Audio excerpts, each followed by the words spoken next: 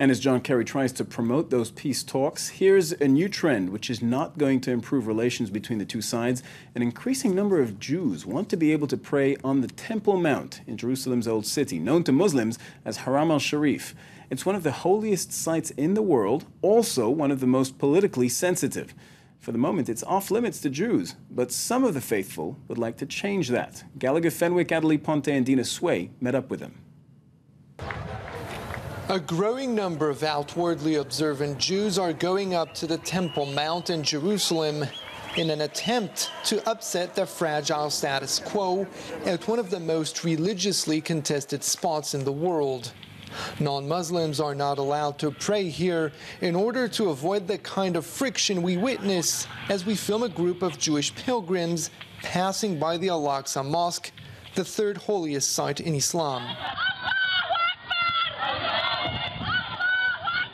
Using an amateur camera and under police escort, we follow Yitzchak Reuven. He says his mission is to remind Jews that this is the Holy of Holies and that they should return to it. And when the Jewish nation, as a nation united, decides that we want to return here, then we're convinced that the other nations will respect that. The plan that Reuven refers to is on display at the Temple Institute. He explains that everything is ready for Israel to rebuild the Jewish temple. And every vessel that we make here is a vessel that's ready for use in the third temple. The Jewish temple was destroyed twice some 2,000 years ago. Those who work here promote its reconstruction on the site known to Muslims as the Noble Sanctuary. Are we here just to be another nation? And if so, what does that mean? Or are we here because we have a destiny that we hope to fulfill, and we feel this is a central part of the destiny? At the Knesset, the Israeli parliament, a highly anticipated hearing on the issue of Jewish prayer at the Temple Mount quickly turns into a heated argument. The second intifada broke out because Al-Aqsa was violated, and so will the third intifada because of you. The issue has gone from only being the obsession of a few fringe elements to becoming a topic of public debate. Yehuda Glick has been instrumental in making this happen. Yes, we have a lot of political will.